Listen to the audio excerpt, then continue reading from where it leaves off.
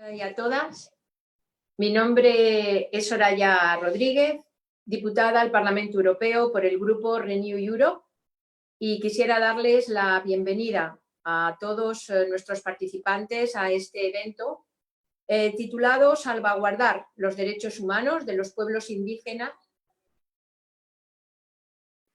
We'll be starting with this webinar. Welcome everybody to this webinar about that's the entitled responsibilities Human Rights for of Indigenous the People. What are European EU's Union, responsibilities? and my colleague will be starting.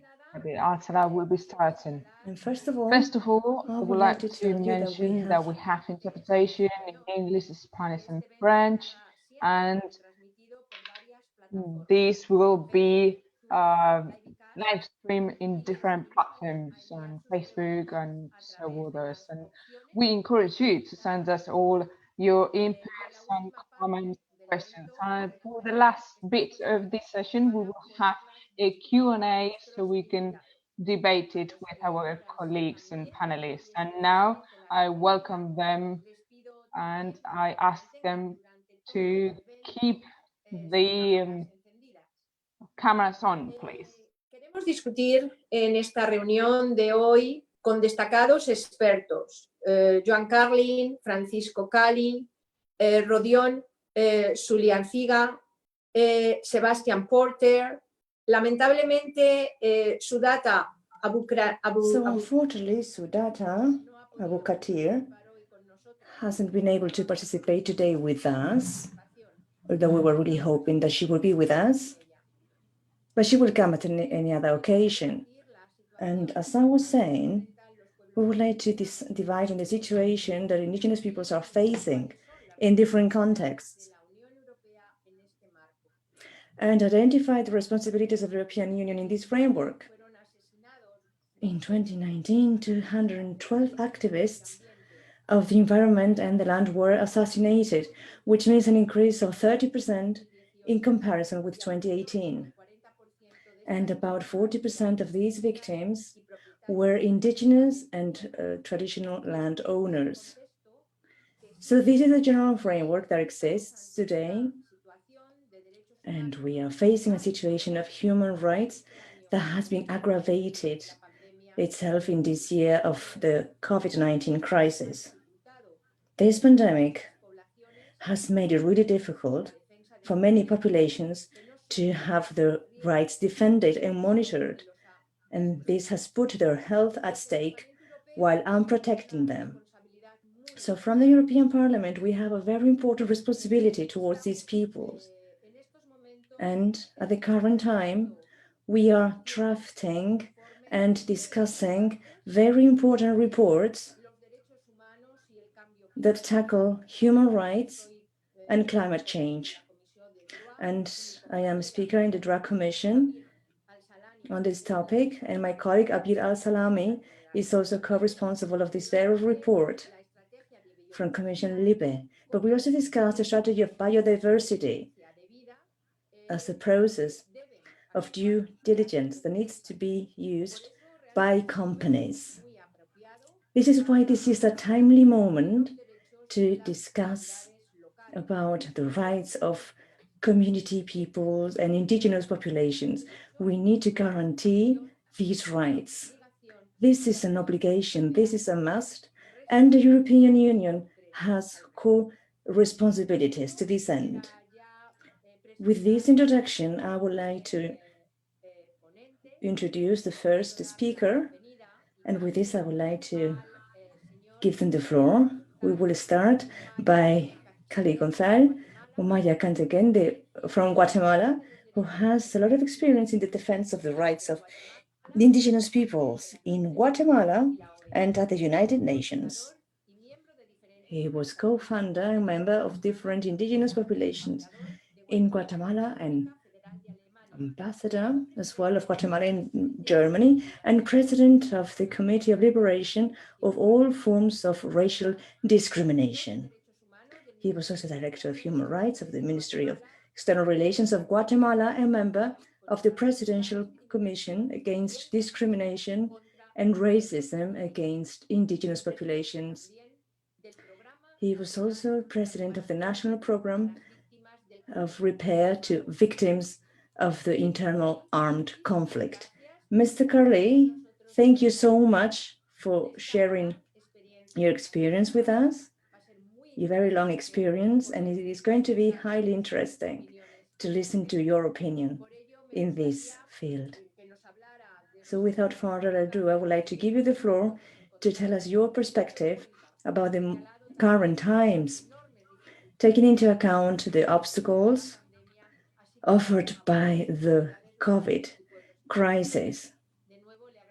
Once again, thank you very much for your time and your presence, and you have the floor. Es un gusto de estar acá. Quiero agradecer a los organizadores. Thank you very much. It is my pleasure to be here with you. I would like to thank you for the kind invitation and this opportunity that has been granted to me. And I am going to speak Spanish, although it is not my mother tongue. And I'm very pleased to be able to speak to you.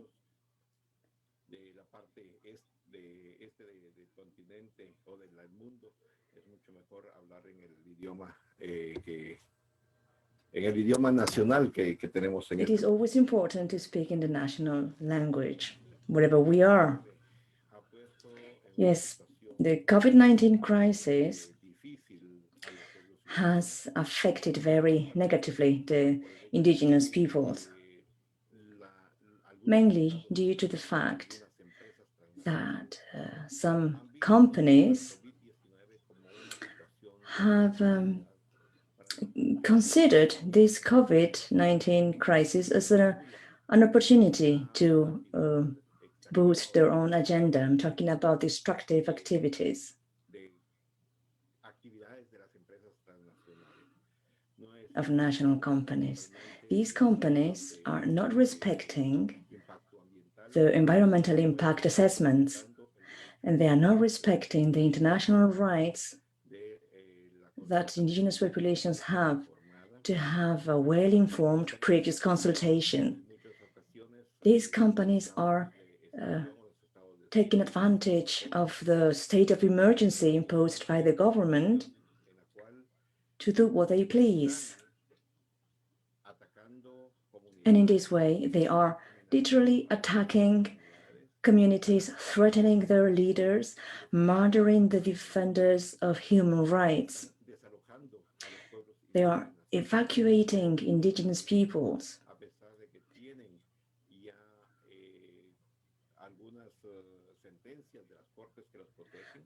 Although they are protected by several courts, national and international courts of justice, however, the situation is still happening in the field. That is why it is so important that the European Union takes control of the situation and increases its position to safeguard the rights of indigenous populations and to make sure that responsibilities are being accounted for, because in many cases, these destructing companies come from Europe. The situation indeed is very severe for indigenous peoples, and you already said it in your intervention. Last year we had more than 200 cases of assassinations, and this year the situation hasn't improved. In countries such as Costa Rica, Guatemala, Mexico, Colombia, Peru.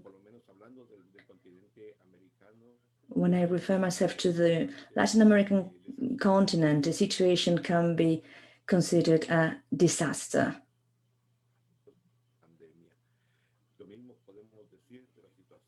The same can be said about the situation lived by indigenous communities of Africa and Asia. Unfortunately, the connection is not very good, and we lose the connection sometimes.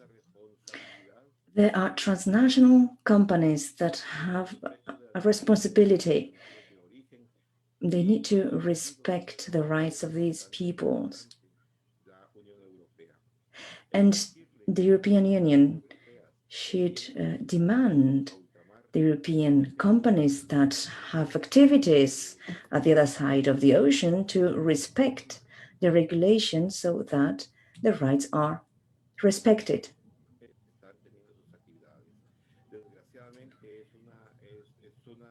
However, this is not being fulfilled all the time, which shows a certain fragility in the situation. We can see cases of corruption, drug trafficking. The fact that authorities are sometimes involved in these cases.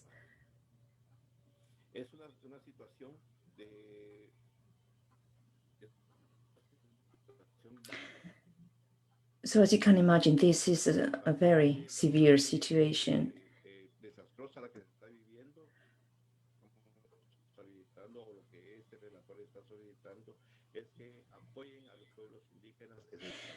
We need to send more support to indigenous communities.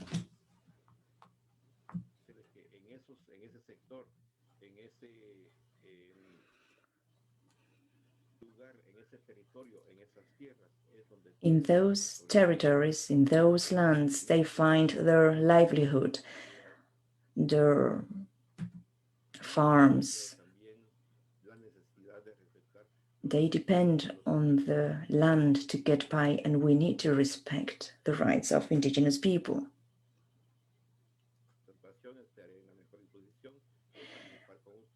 I would be pleased to listen to your comments and to answer your questions. Thank you.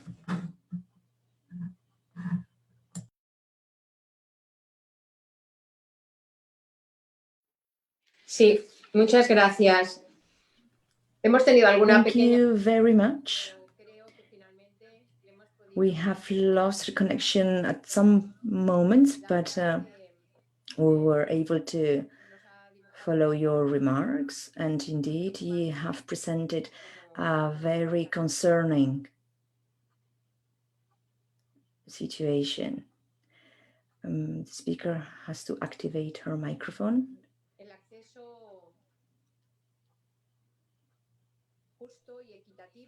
We need to guarantee a fair and equal access to resources and to listen to them in the decision-making procedures. This is a matter of human rights.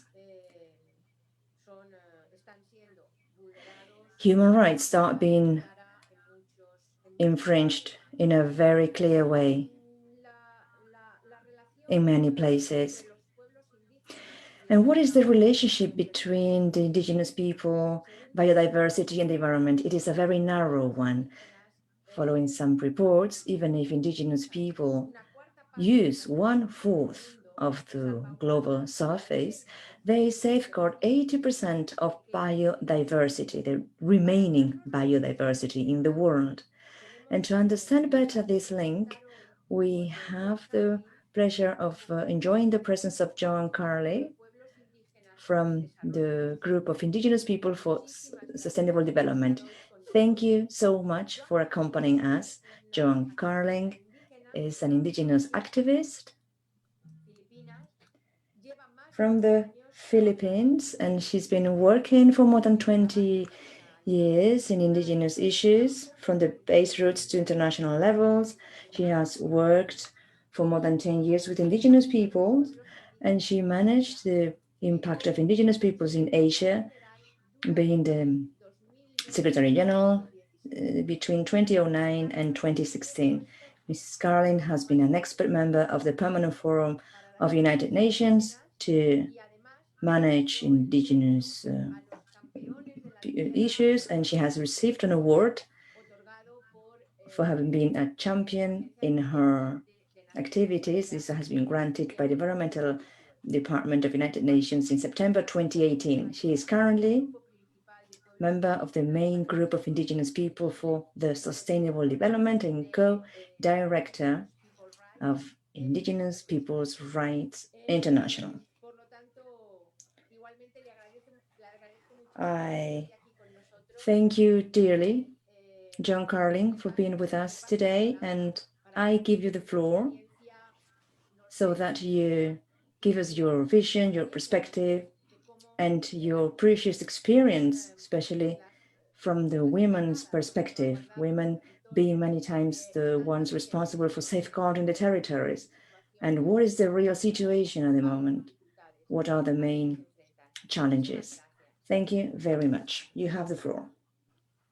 Thank you. I want to express my sincere appreciation to the EU Parliament for putting a spotlight on safeguarding human rights for Indigenous peoples in today's celebration of International Human Rights Day. Indeed, Indigenous peoples across the world carry a heavy burden with the multiple crises humanity is facing today. The COVID-19 pandemic has magnified the pre-existing discrimination and marginalization of Indigenous peoples and is further aggravated by climate disasters such as hurricanes and typhoons. Indigenous peoples are disproportionately impacted by the pandemic and climate disasters, with high levels of death, loss of livelihood, food insecurity, violence against women, among others. What is very deplorable is, in spite of these difficulties, land grabbing, criminalization, and violation of Indigenous people's rights are taking place around the world as I speak before you today.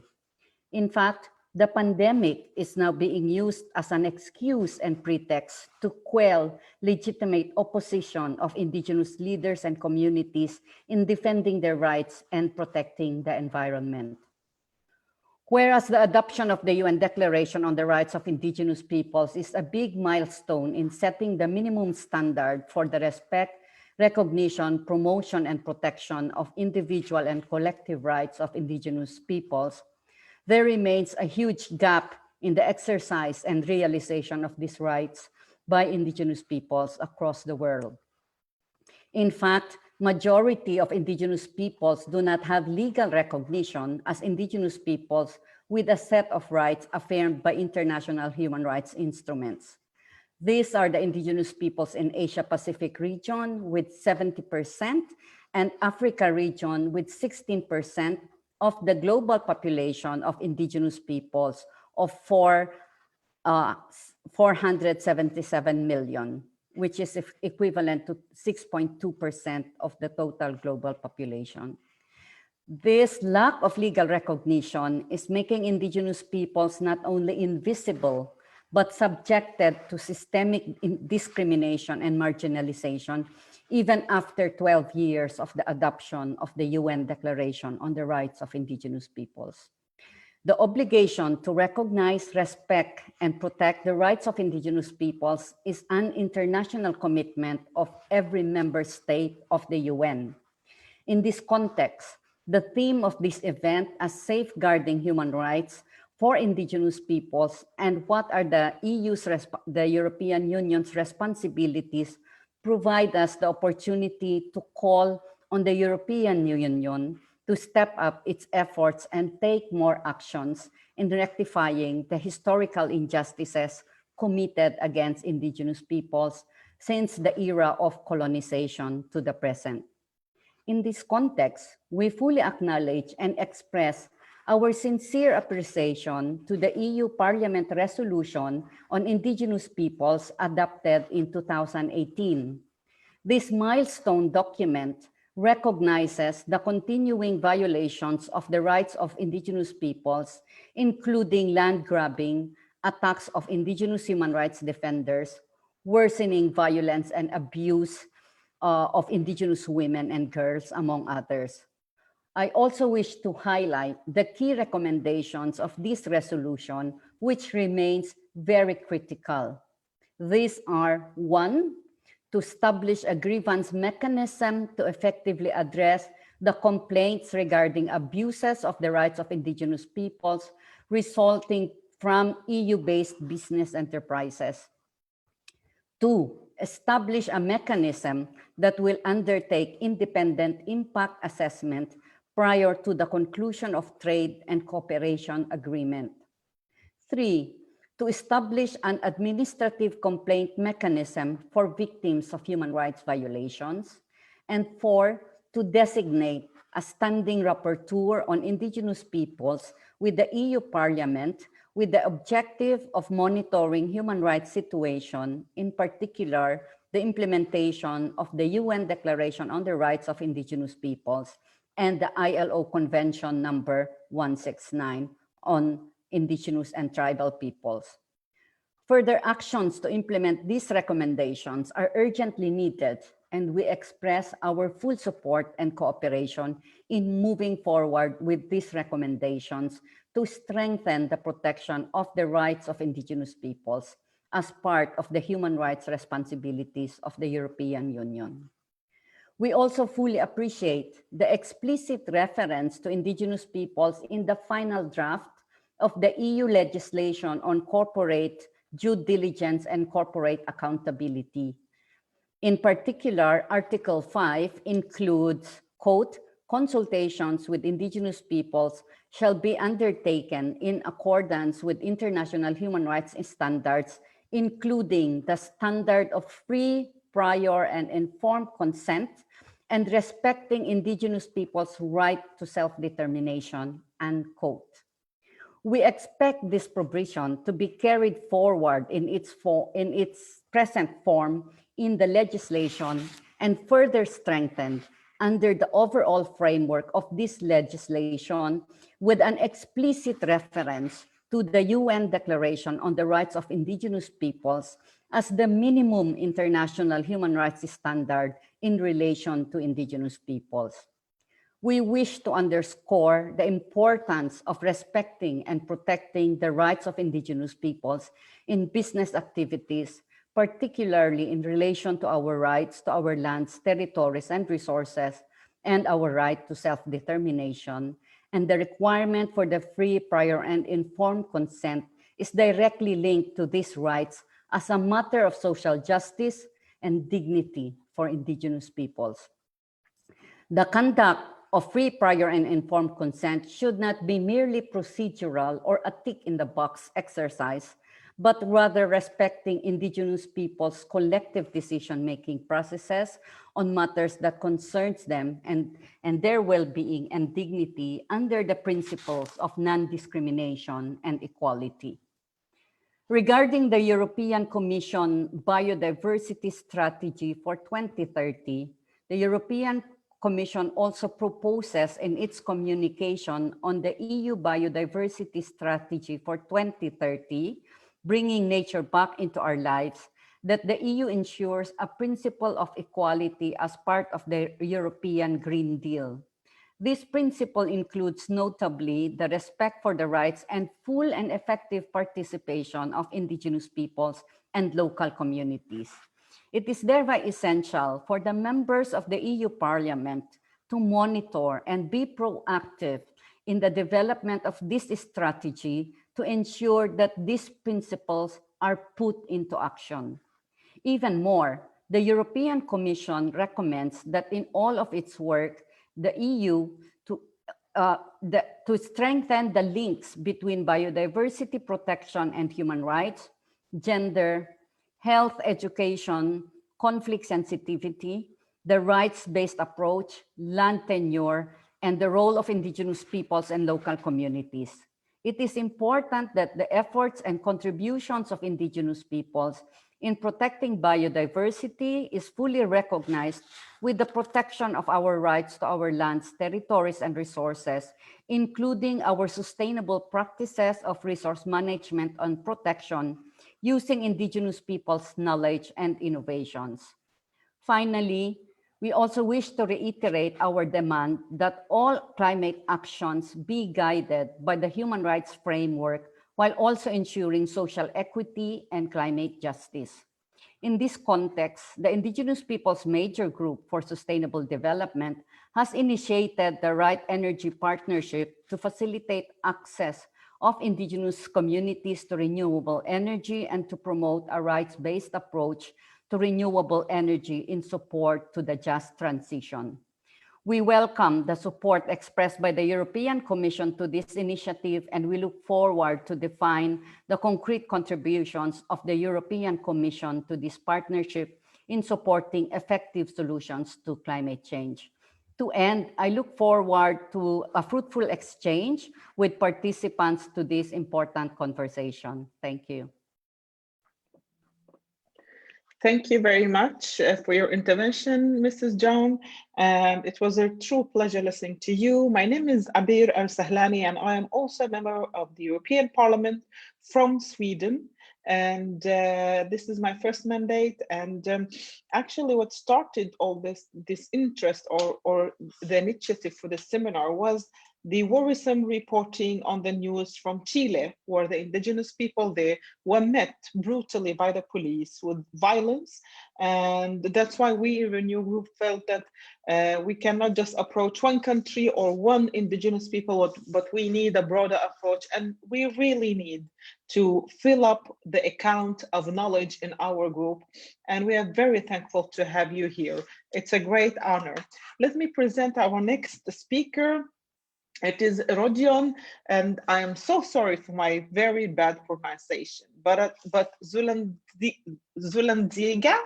and you have to then, just tell me how to pronounce it when I give you the microphone. And you are, Mr. Rodion, you are the founding director of the Center for Support of Indigenous Peoples of the North.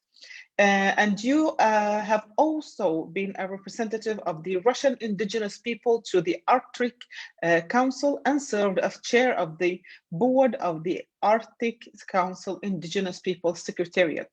You furthermore have been co-chair of the IP Global Coordination Group for the preparatory meeting of the indigenous peoples of the world.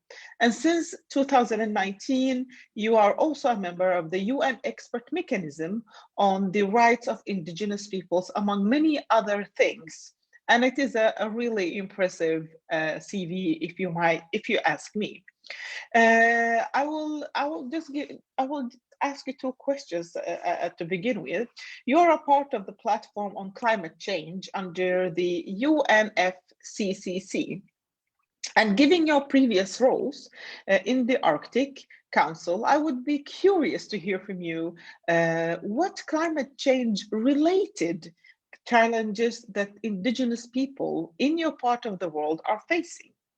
And you yourself belong to a very small indigenous population. Would you be also like to tell us something about your community? But of course, I know that you have some introductory remarks, and I will give you the floor for 7 minutes, please.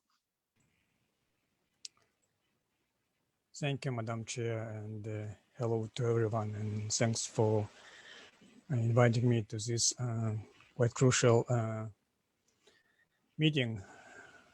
And I already mentioned that today is the Human Rights Day, and I think it's quite symbolic to have this specific meeting in coherence with this great event. And I will start with my general overview of the European Union policy with regards to indigenous peoples, and then I will try to provide my feedback to your specific questions.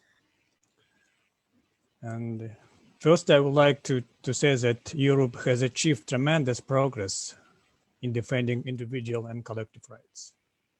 It's no doubt. And the question of indigenous rights is also a European matter. The EU is an integral part of the international force of promoting and protecting the rights of indigenous peoples. And along with domestic arena, the EU has developed far-reaching policies and highlights international cooperation and engagement with indigenous peoples globally at the United Nations level. And in 2017, the EU adopted Council conclusions on indigenous peoples for the first time in 15 years.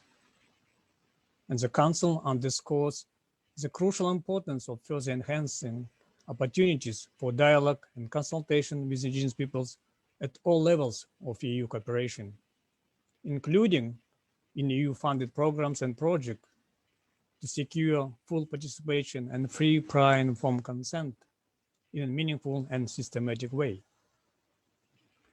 The Council conclusions recall the EU support for the adaptation of United Nations Declaration of the Rights of Indigenous Peoples and its contribution to support the outcome document of the World Conference on Indigenous Peoples 2014, known as the High-Level Plenary of the UN General Assembly. And this is a great examples of EU commitment and partnership with regards to Indigenous people rights. The Council underlines the importance of giving priority to key bullets: the discrimination in inequalities based on Indigenous origin or identity in relation to ensuring the economic, social, and cultural rights, as well as their civil and political rights, and the action taken to address the threats and violence against Indigenous peoples and individuals, as well as to human rights defenders, particularly in the context of land and natural resources, in protection of the environment, biodiversity, and the climate change. The Council conclusion also notes that European Union rights-based approach to development should be the main vehicle for integrating in external action the support to Indigenous peoples in the EU implementation of the 2030 Agenda for Sustainable Development. And in conclusion, I would like to highlight 4 key bullets and recommendations. The first one, the need for continue and strengthen partnership and dialogue, which is very timely as we face challenges worldwide, including strengthening partnership and dialogue must be institutional. The EU should create a permanent annual Indigenous Forum. This can be a basis for consistent meetings, exchange, and monitoring of the Council conclusions in Brussels. Further engagement with the European Parliament with the holding of joint hearings on the situation of Indigenous peoples and monitoring of the establishment of the Standing Rapporteur on Indigenous peoples by the European Parliament recommendation in 2018. Second, support Indigenous peoples through an action-oriented plan with maximum of Indigenous people engagement, including human rights defenders, business and human rights, and land governance. Acknowledge and welcome EU Green Deal as a political priority and look forward to it opening the door for enhanced and integrated cooperation with Indigenous peoples. Number 3, capacity building and access to resources. Capacity building means for both Indigenous peoples and for European staff and negotiators. Increasing access to resources, Indigenous peoples would like to have a dedicated window for programs, grants, and call. And lastly, number 4, the vast majority of Europe Indigenous peoples can be found in the Arctic region, where apart from having resource and commercial interests, the EU takes upon itself a role of steward and guardian. The EU is committed to assuming responsibility for protecting the Arctic sustainability, given regional, harsh, and fragile environment.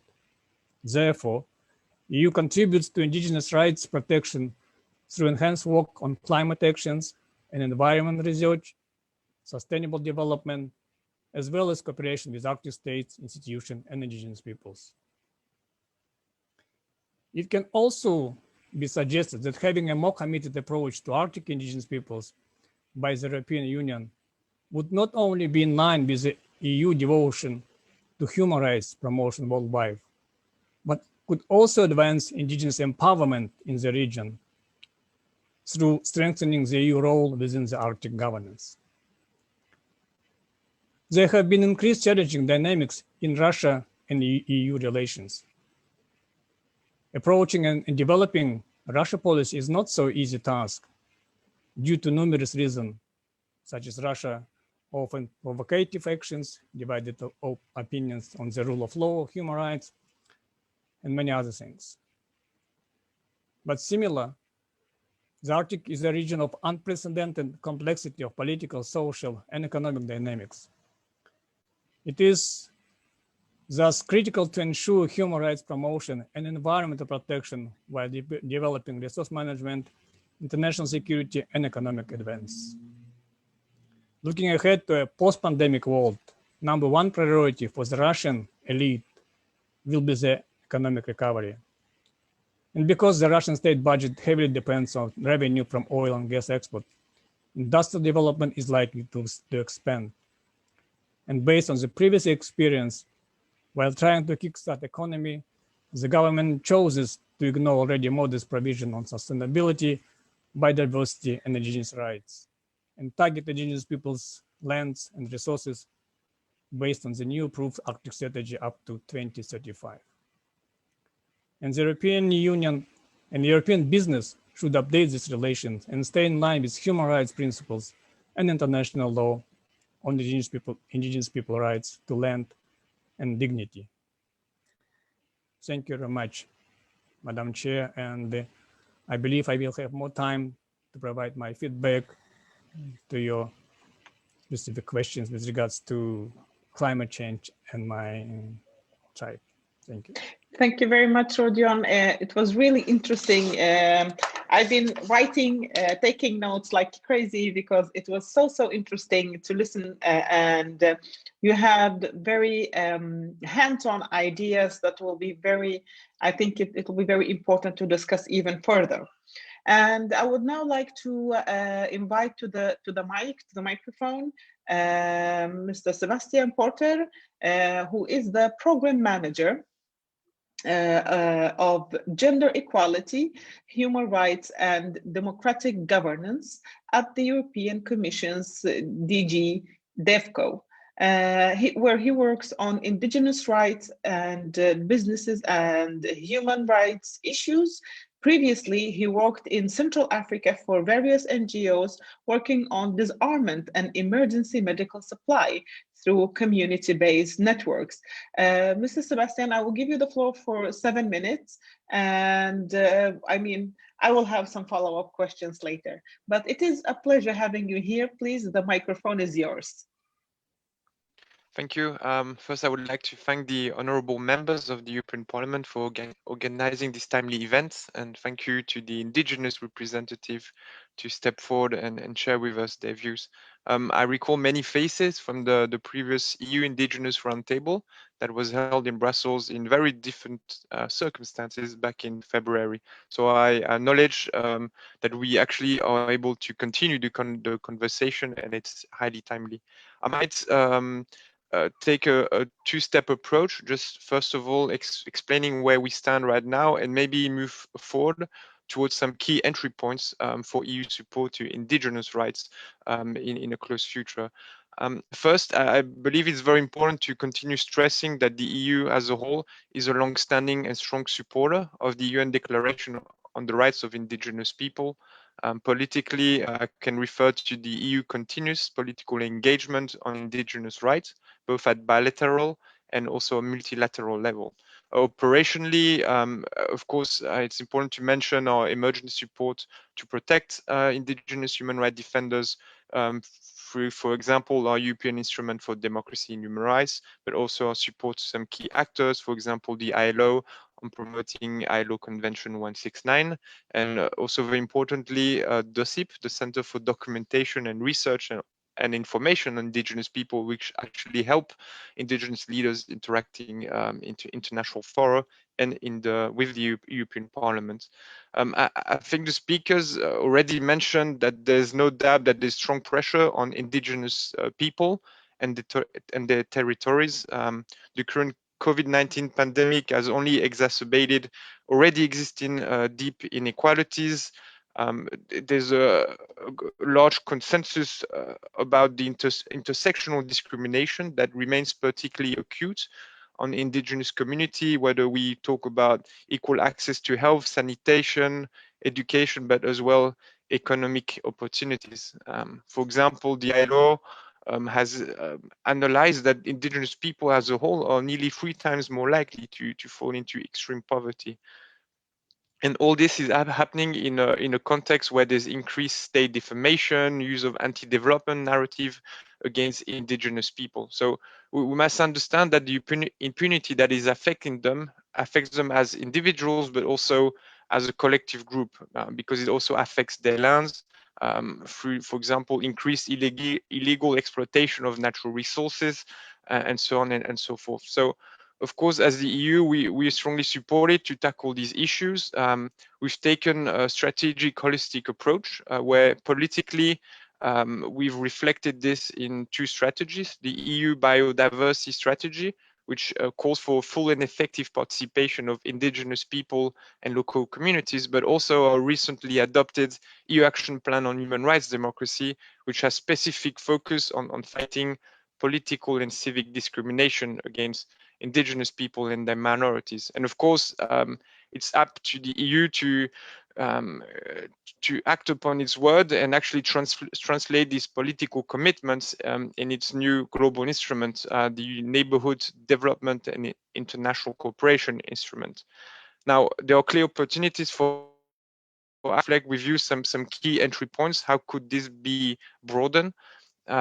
First, I think it's important to acknowledge that we should continue our broad support to global and regional human rights processes. For example, the Universal Periodic Review, our support to regional human rights mechanism, and also for the EU to continue being a forward-looking actor in international negotiation, for example, such as the CBD framework. And this way we can actually build up more jurisprudence between biodiversity and human rights. I think at regional level, it's also important to continue our support. It's also good to acknowledge recent wins. For example, the Escazú Treaty will enter force next year in Latin America and actually guarantees effective protection to environmental human rights defenders and actually enhancing their participative rights. So the EU supported this negotiation. We will try to continue support its implementation. A second point is also supporting community-based data collection and mapping efforts. We feel that it's very important part to operationalize the principle of free, prior, and free consent. It also allows community critical thinking about the level of respects to their rights and also the level of access to land and public services. So we do this through our Indigenous Navigator. It's a flagship project on community data collection. We would like to broaden this support by working with national statistical offices and national human rights institutions. And this is very crucial. And it's my third point, is that we should support national frameworks to actually enhance safeguards, to provide sufficient remedies and protection to indigenous people at national level. I think Roger mentioned there should be continued support to indigenous organizations and also recognizing them as standalone civil actors, civil society actors in political dialogue with third country partners. This is very important to actually bring them at the table whenever we discuss development policies. I have a few other points. I might keep them for the question and answers. Maybe very important to talk about the asymmetric relationship between indigenous community and corporate actors. This is very important. The EU should deploy its expertise on business and human rights by building dialogue that includes indigenous communities. We feel that due diligence is not a one-way street for companies and financial institutions. It should involve local actors. Now, the EU has a set of key policy and legislative initiatives on the table for 2021. There's this global recognition that voluntary measures for corporate accountability and corporate reporting are not sufficient. And we feel that there's an opportunity here to actually enhance the principle of free, prior, FPIC to actually make it a very locally sensitive and participatory process and not just a ticking the box exercise. We'll have to do a lot of work in this regard and actually involving our delegation more. We've been working internally to build up, to make a toolkit on business human rights for our staff. Last week, we had discussion with the FAO about free, prior, informed consent, and how could we capacitate our colleagues better in this regard. So we really appreciate this conversation. We always try to bring them forth and provide the actual technical expertise for our colleagues to improve situation on the ground. Thank you very much. I'm looking forward to the questions.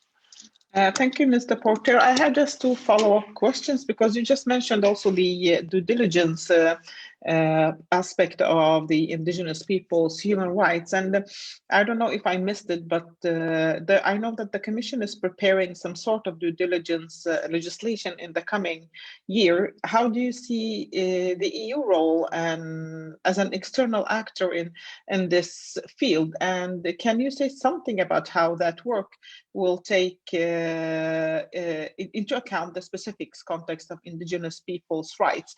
And my second follow-up question is, I know that you also have been working in, or you were a trainee on human rights defenders in Central Africa.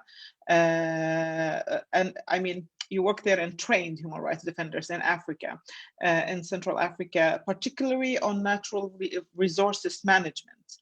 I would be very curious and would like to know if you can talk a little bit about that.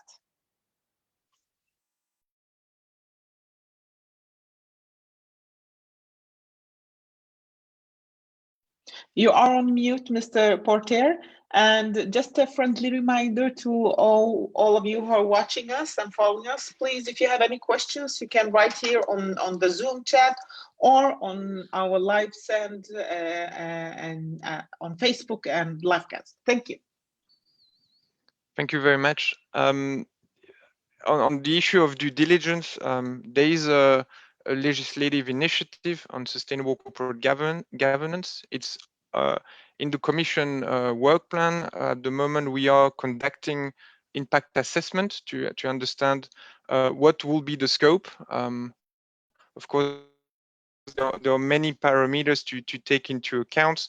Of course, the situation of indigenous people is very important. It's highly symbolic, and it, I think, will show how much our commitment is translated on the ground. I think for us, and I'm talking from coming from development cooperation, I think it's very important to actually put a development perspective to this legislation. It will require some time of adaptation in third country partners, and of course a lot of capacity building, not only for delegation, for also national counterparts, and also with indigenous people to actually understand the scope of this legislation and how can they actually make their claims towards EU companies. So I think this is one way I would answer your question. Now on the issue of training with human rights defenders, this is key. I mentioned the fact that we need to enhance the legislative national framework. This is important because at the end it's the only way to actually safeguard rights. It's through access to remedies, it's through legal recourses. Of course, there are ways to capacitate leaders and activists on the ground, either through specific security training or actually just by enhancing the knowledge of their rights and how can they also feedback this understanding with their communities. I think the stronger there's community involvement on the ground, the stronger the point can be made, not only with national governments, but towards our EU delegation and the organization that we fund. I would leave it there. Thank you.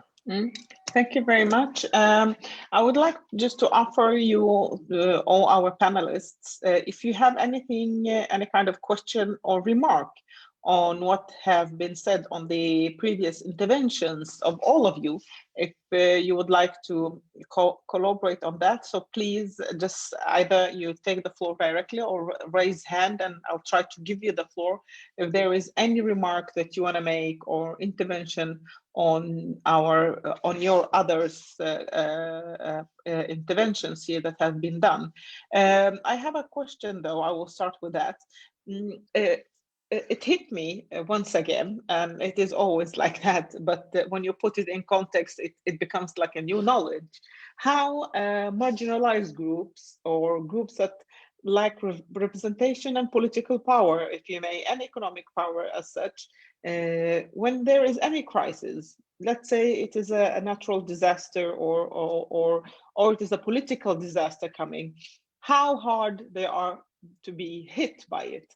And having a health crisis like the pandemic that we have today is actually no exception, unfortunately. And it is so sad to see how governments are trying to misuse this tragic that we are going through to suppress the human rights of indigenous people.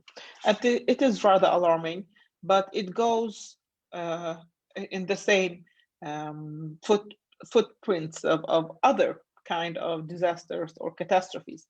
My question to you would be, to all of you, and I mean, you all of you have decades of experience in this field, and many of you have been fighting themselves on the matter.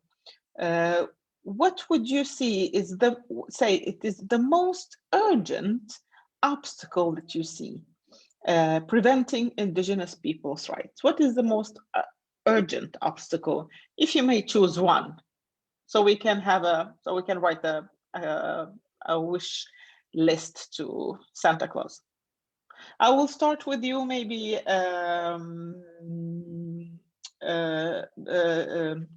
Mrs. Joan. Okay. Yes.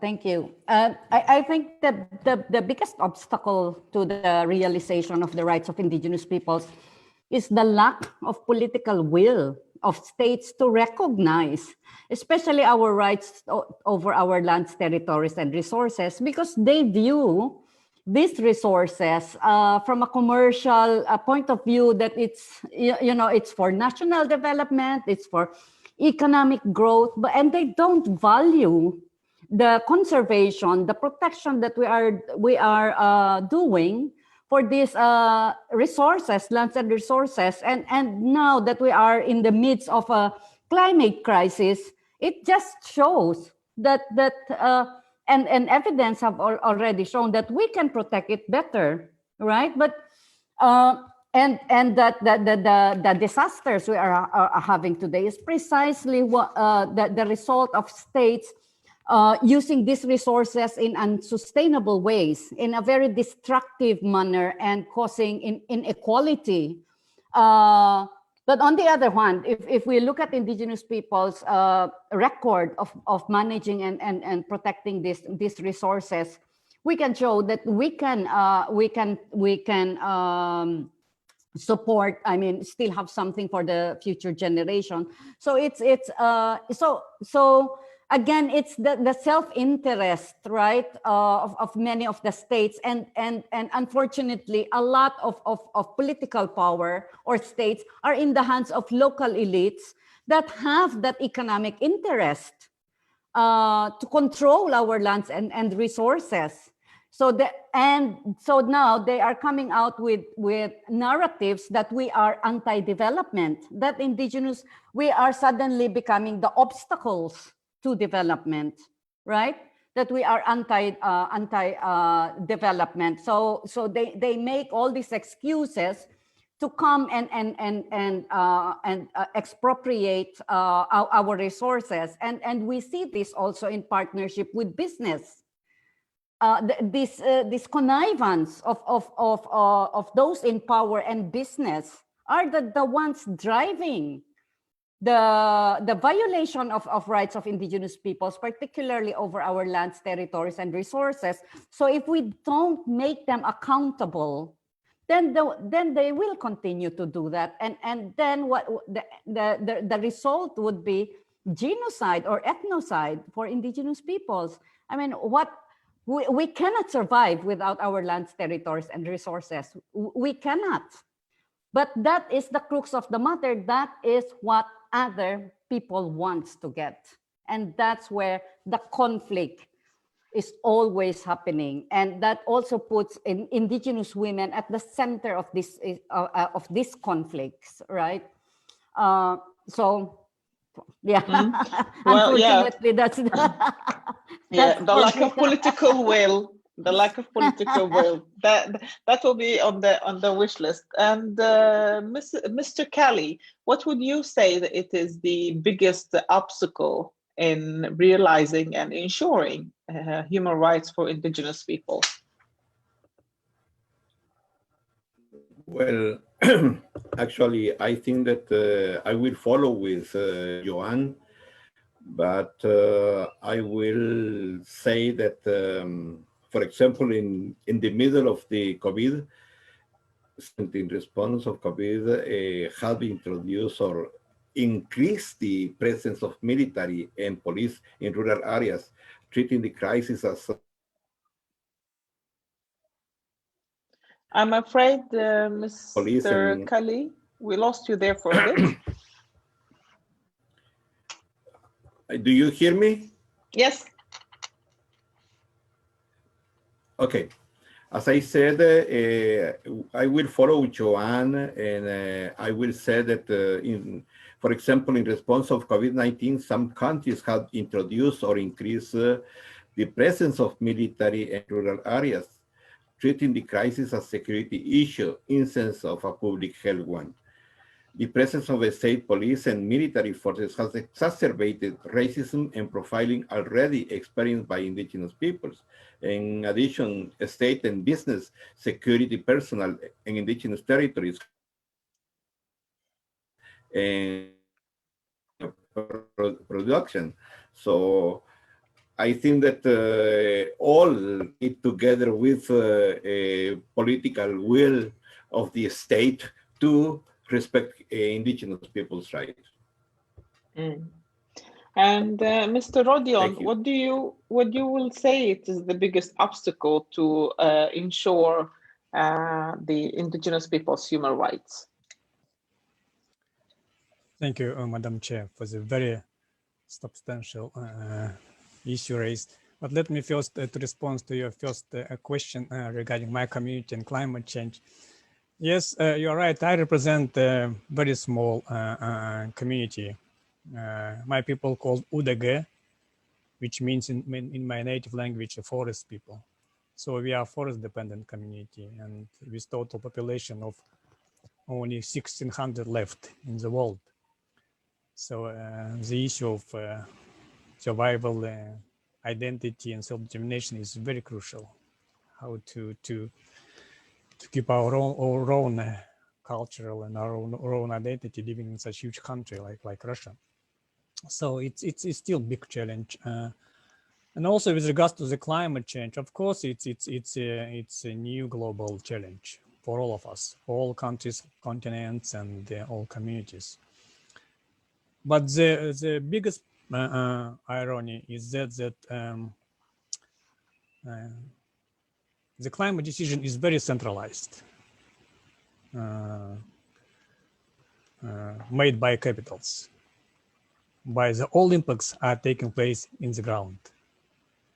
So that's why we should minimize these gaps and invite indigenous peoples and other communities to be part of the solutions, rather than to be marginalized more and more.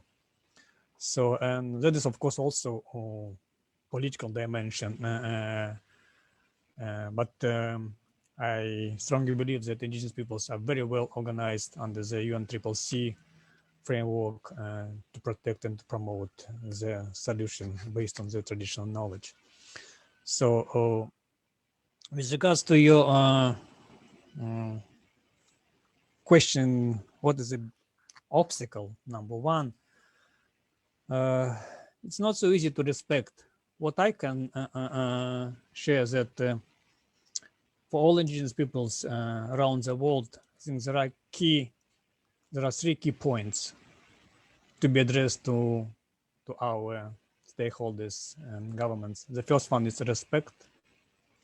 The second one is recognition, and the third one, justice. particular access to justice based on the colonial and post-colonial time.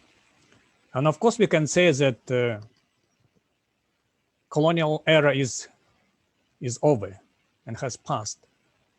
But in many places of the world, the approach and resource colonialism are still at the domestic level, particularly in terms of unprecedented exploitation of natural resources. That's why we are talking today so much as a political dimension and a new vision based on biodiversity and Paris Agreement. Because all of us, we need water, we need clean air, we need clean environment, and we need to save planet. So that is, I think, the key obstacle, how we can change our mind, our vision, and our approach based on the green economy and sustainable development. Thank you.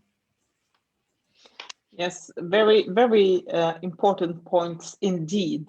Mr. Porter, if you would combine both your experience as working on the field, but also now working in a political institution, what would you say is the largest obstacle from preventing us from guaranteeing human rights for Indigenous people?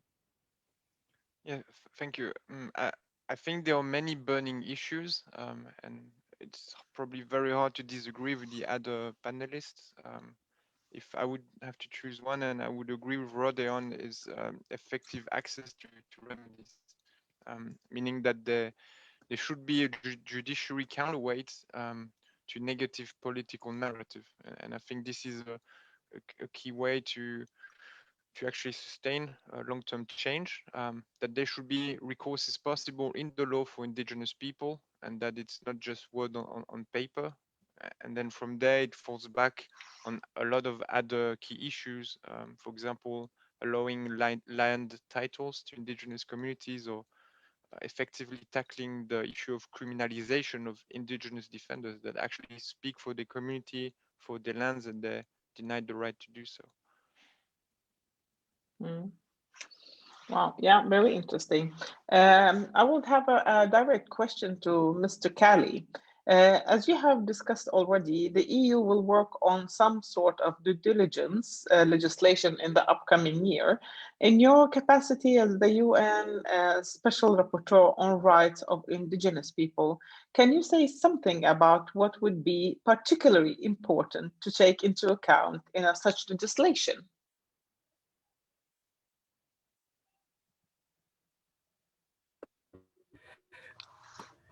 Well, I think that one of the problem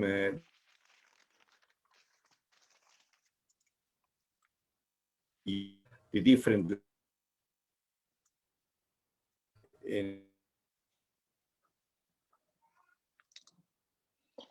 I'm afraid, Mr. Kelly, that your voice is breaking up a little bit, your sound. So if you just take it from the top, please, again, thank you. Okay, I believe that taking it as example, the European Union, you have resolved the problem of languages. One of the problems that we are seeing for Indigenous people to access of justice is the lack of translators or interpreter to for Indigenous peoples has to understand what really is they are accused by other people, or what is the system of justice. So I believe that that is going to be one of the main issues, to have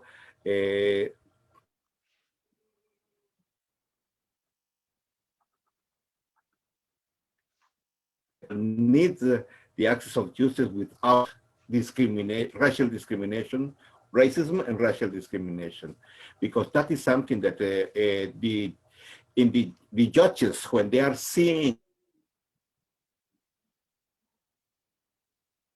you don't need to be there or to have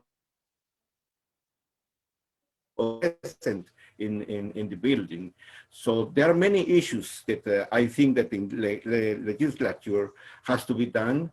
And for example, as Rodion was saying, have to be a legislation of recognition of indigenous peoples.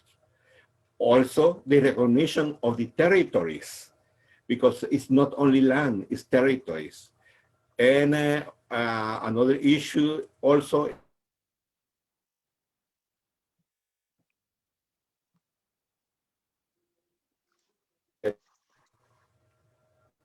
exactly for the consultation of indigenous peoples has to be in the national level, because one of the issues that the stakeholders have been used as excuse is that they don't have a legislation to make or to do the international instrument of human rights of the indigenous people. So I believe that at least those are the ones that are coming to my mind in this moment. Thank you very much. I'm also have a question to all of you. And while you think about it, I'm going to ask also a direct question to Mr. Porter.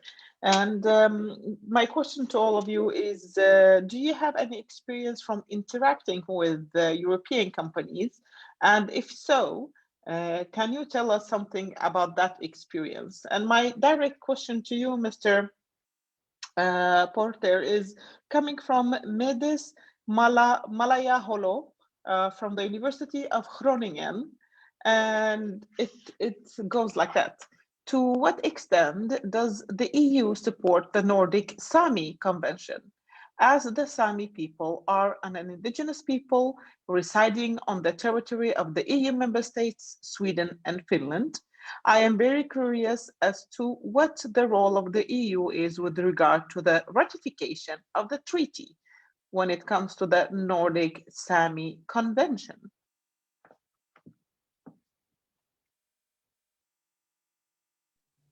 On this question, I would not claim expertise. In all honesty, I would rather come back to you in writing.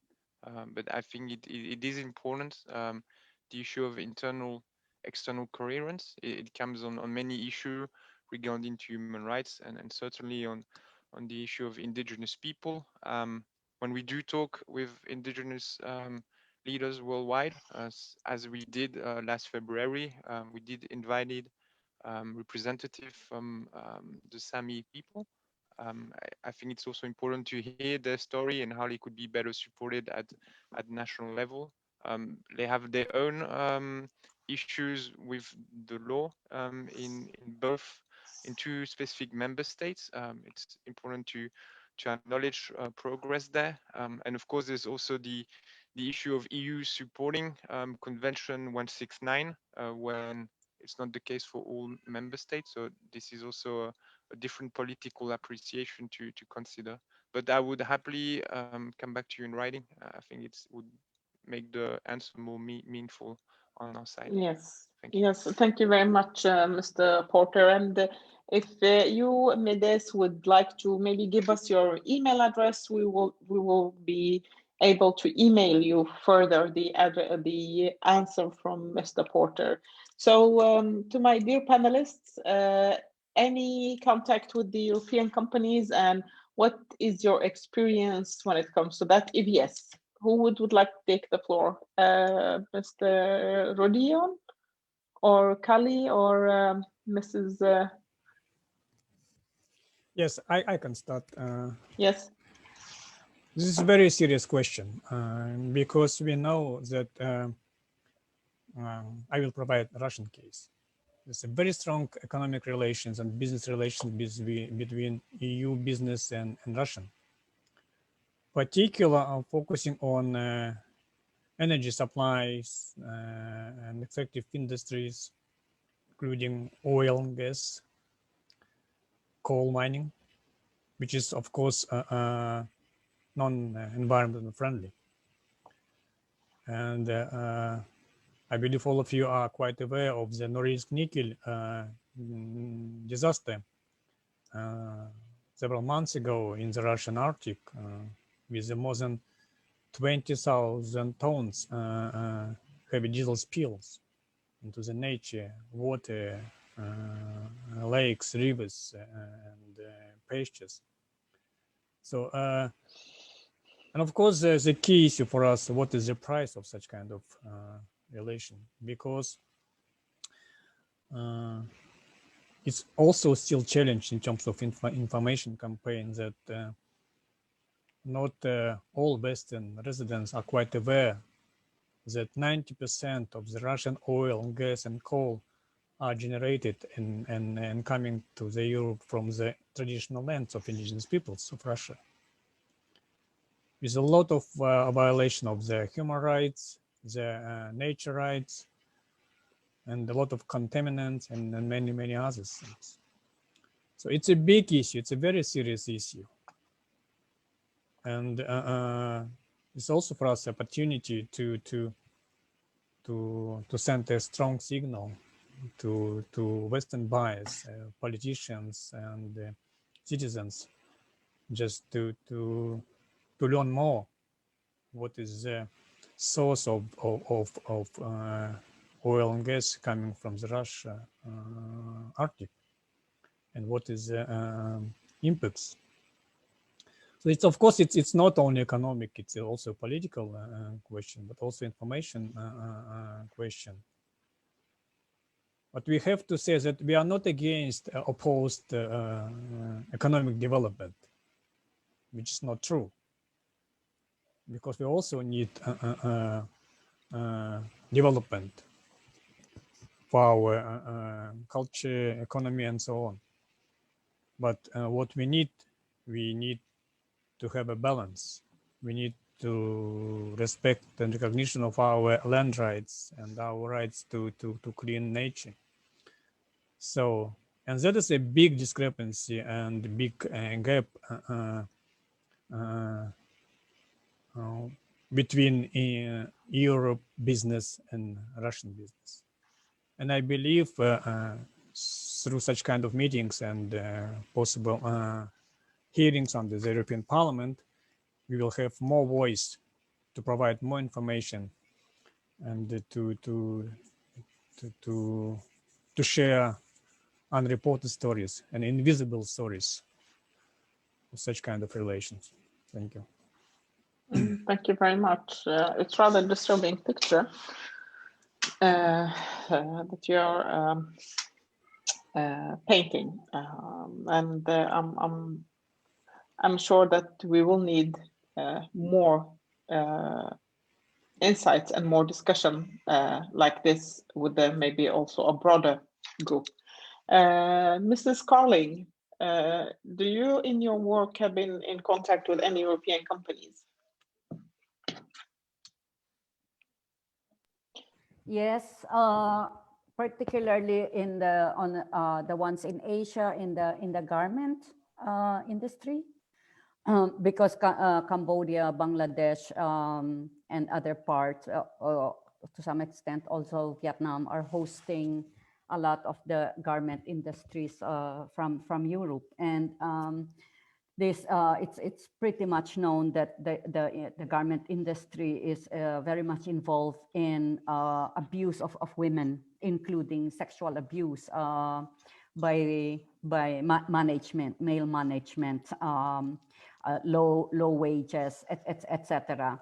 There's also the companies. Well, UK has left, but in India, I visited the tea plantations, where the indigenous communities are basically living like slaves.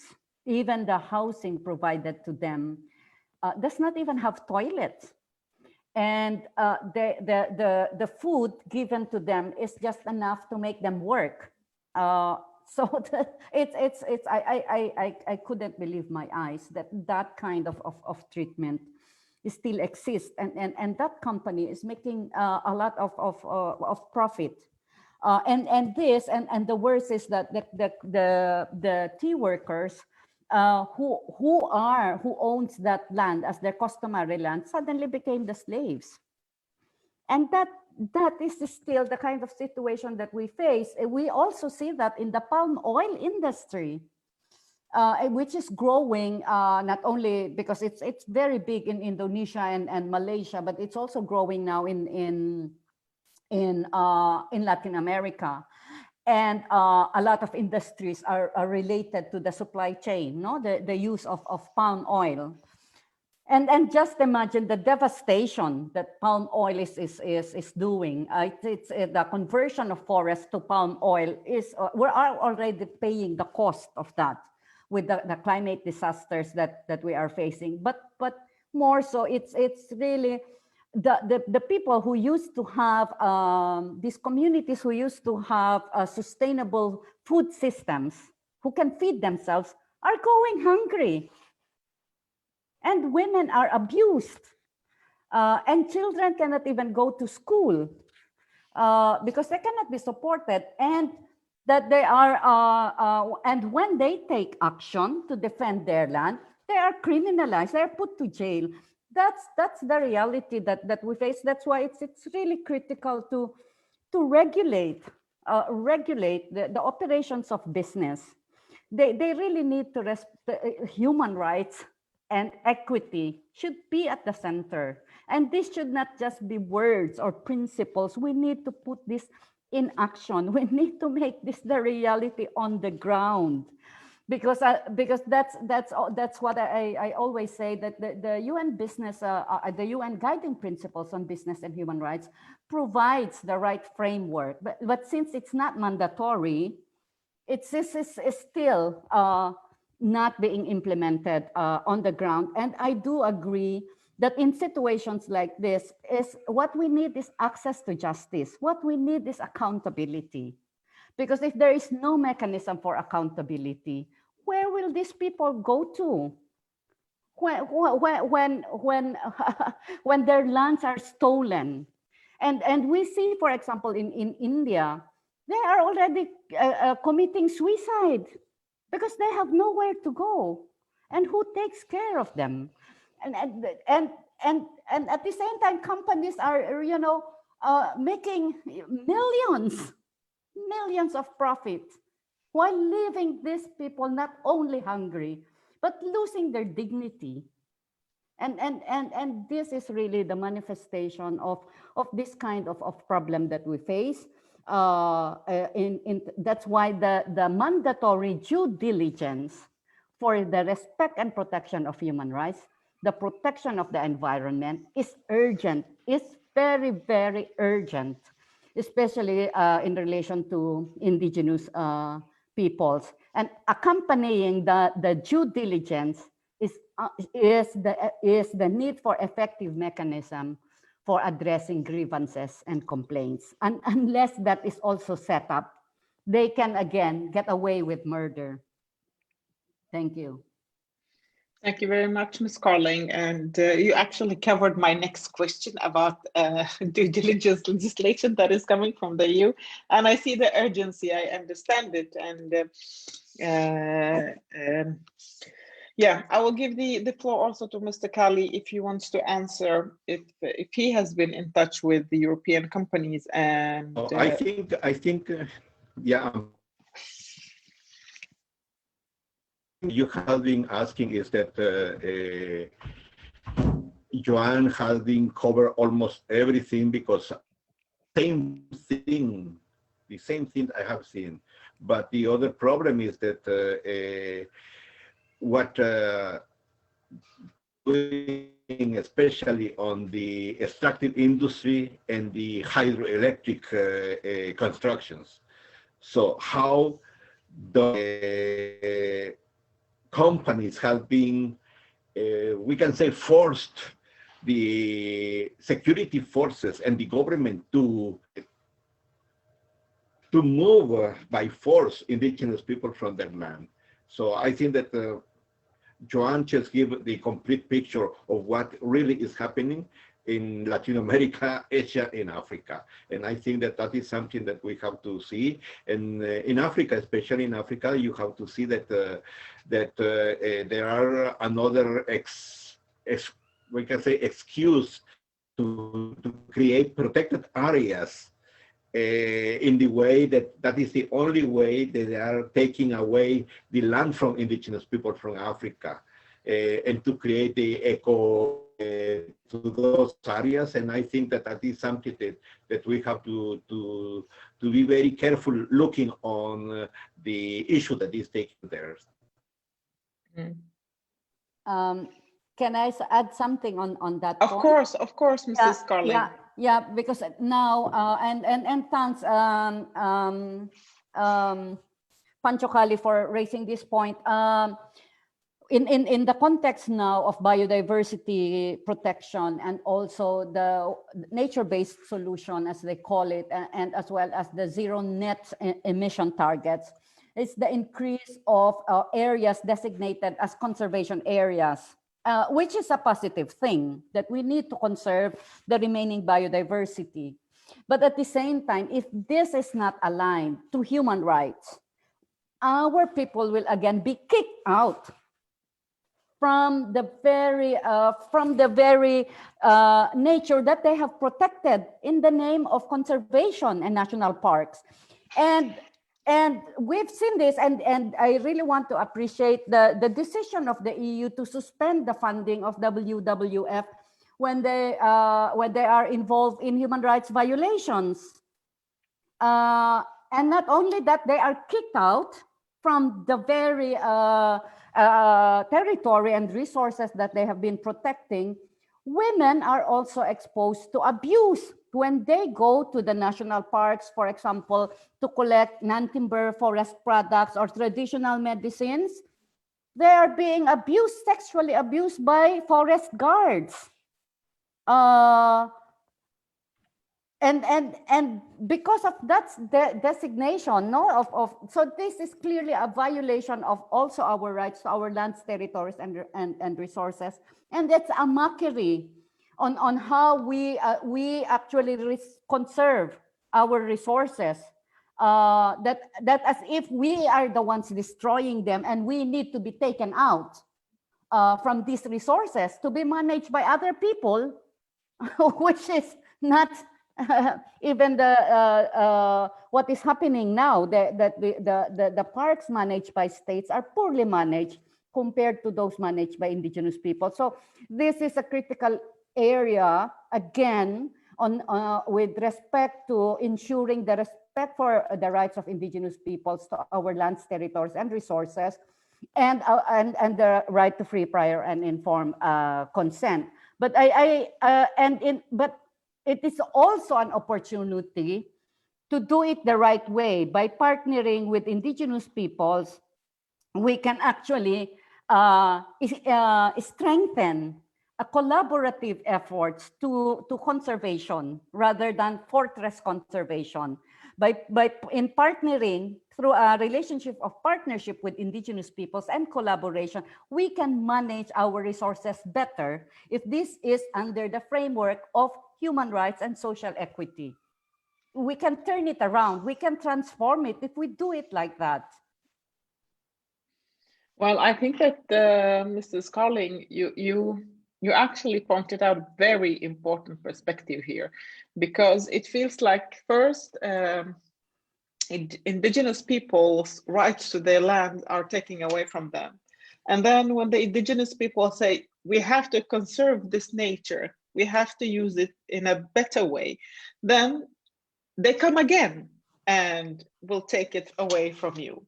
And of course, there are so many layers of both irresponsibility towards nature, but also, if I may so, a little smell of racism that I smell, that you cannot manage your own territories, but you need someone else to do it for you.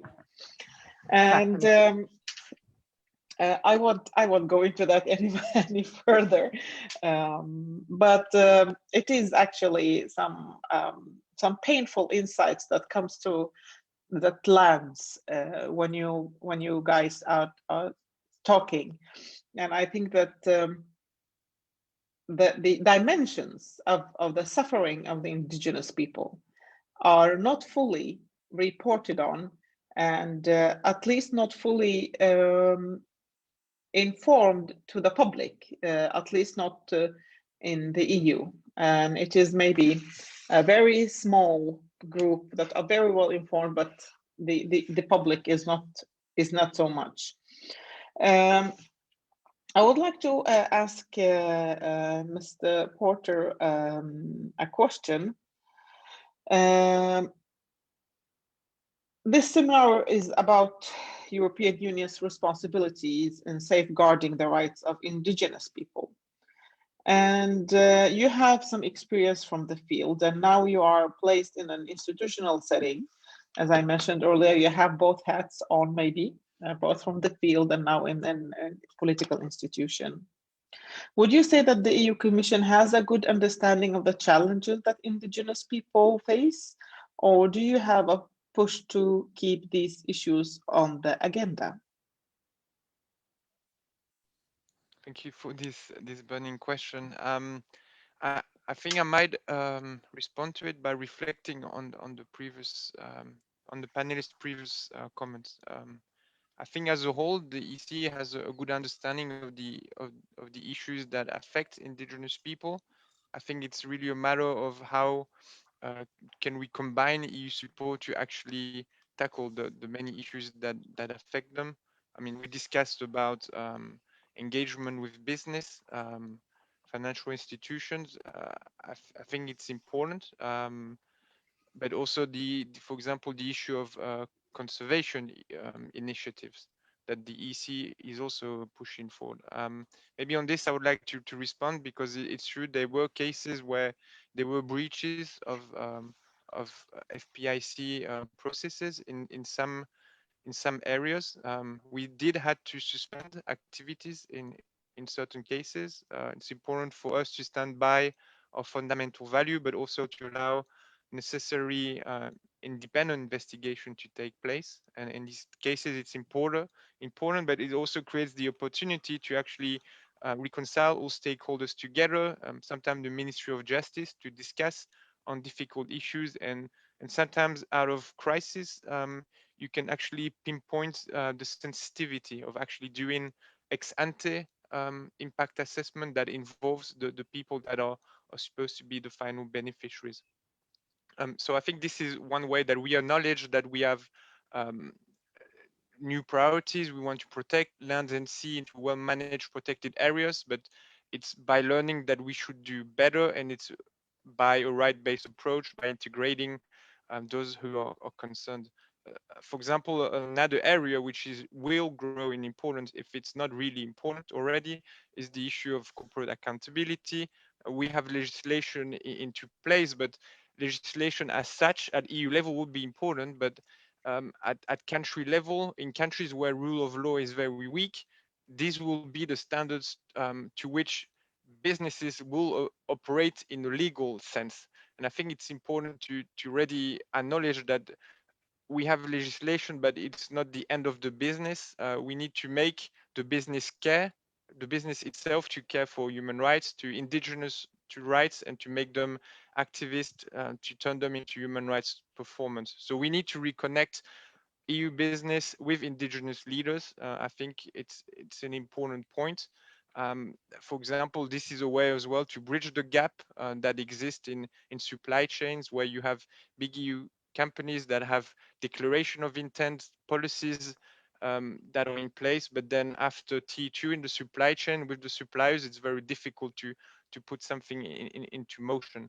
So I think there are a lot of different strands of work where we could do better, and often we can do better with those who are concerned, with indigenous people. So we are aware of what is happening. It's a lot of learning, a lot of progressing, and we appreciate these conversations. This makes us think forward and reflect on future times. I hope I answered your question. Yes, thank you, Mr. Porter. I have two questions from the audience. One is going to Mr. Rodion, and the question goes as follows. How would you convince the Russian Federation harmful extractive industries in the country and indigenous peoples who work for those industries to move past the obsolete economic model. Plus, there is also a contradiction with the land legislation in Russia as far as I'm aware, it provides land for rent, but not for the use free of charge as stipulated in Aboriginal legislation. Has there been any progress in adjusting Aboriginal law to international law to a human rights-based approach? Lastly, what one recommendation would you give to the EU now that the EU Arctic policy is being reviewed?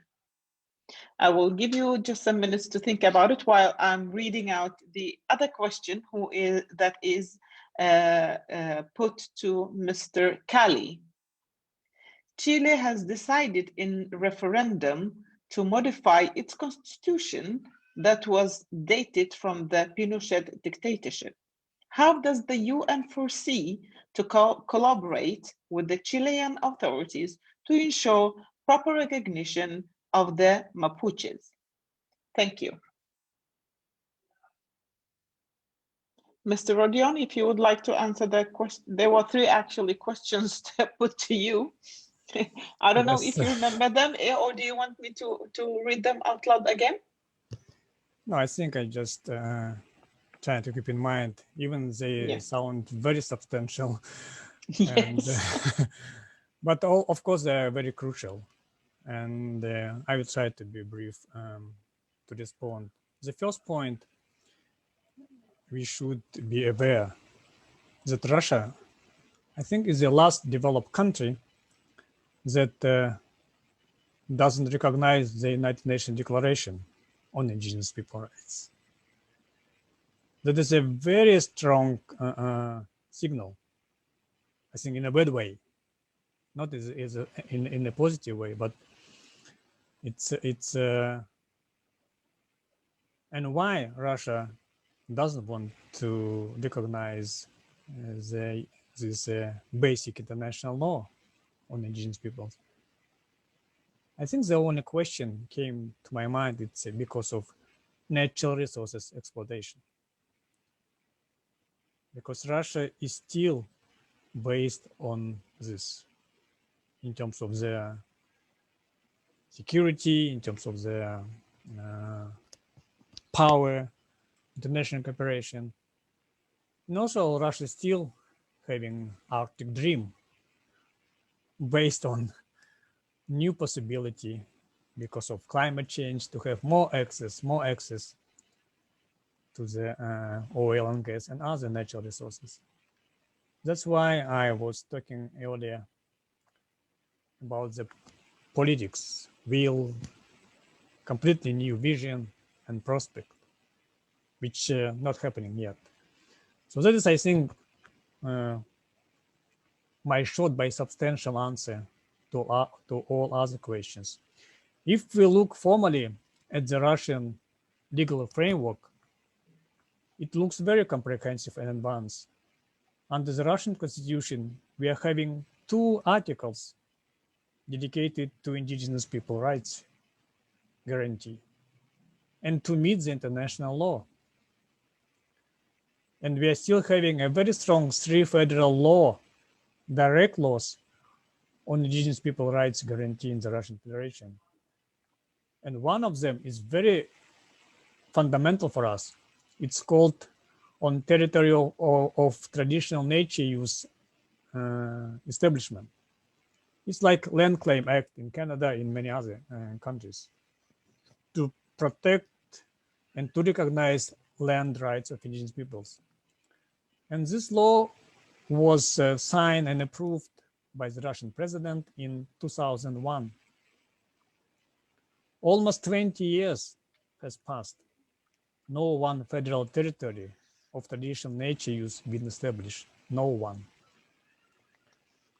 So this is still very tough and serious question and gaps, because we can adapt to everything and to everyone, but we cannot adapt without our lands, because we are nature dependent people. And our land and our territories provide our own development based on culture, identity, and self-determination. So that is a key bullet points. So again, formally, we are having a very good and progressive laws, but in terms of implementation, it's very poor.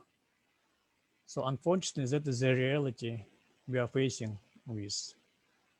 And of course, Russia provides green light for big business acting in our territory in the Russian North, Siberia, Arctic forest, which is so rich of natural resources. So this again is an issue of justice, is issue of respect and recognitions, an issue of political negotiation.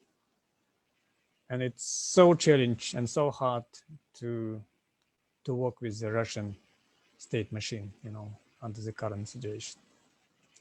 Thank you. Thank you very much, Mr. Rodin. And I don't know if Mr. Kelly would like to shed some light on the UN perspective on how they foresee the situation in Chile and the ratification or the renewal of the constitution in Chile, and how they can, if Mr. Kelly can foresee any improvements and safeguards for the human rights of the Mapuche people in Chile. Well, thank you very much for the question. I think that this process for the constitutional or the constituency to change the constitution in Chile is a result of all the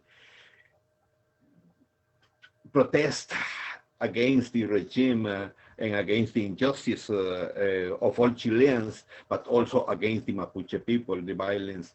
You mentioned the violence against the Mapuche, and I think that it's how the result came out. And I believe that the EU has to just to accompany the process of this new constituency, where already there are 30 spaces for indigenous people.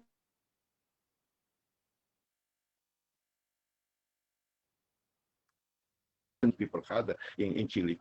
And I'm talking about indigenous people is because they are not only Mapuches, they are Aymaras, they are other indigenous peoples in Chile. So that's why I think that to have 30 spaces for indigenous peoples in this new process of to create the new constitution. As I said, the only thing is to be very clear is that the EU has to accompany that process to see that really the indigenous people are the ones who are speaking.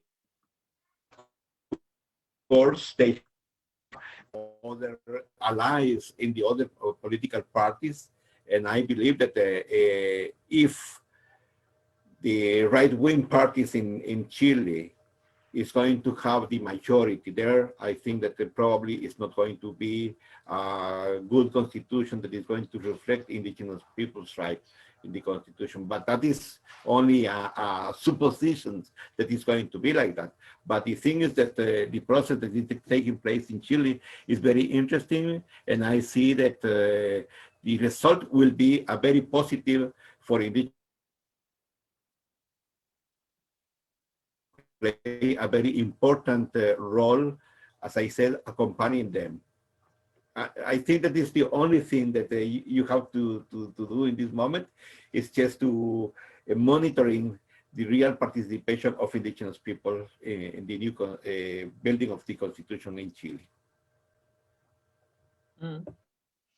Well, thank you very much, Mr. Kelly. And I would, this seminar is coming to its end, and I would like to extend my biggest gratitude to our panelists, especially the representatives of the indigenous people participating with us in this conversation and in this discussion. Thank you for your fight, and thank you for your continuous fight, and you're still doing it today.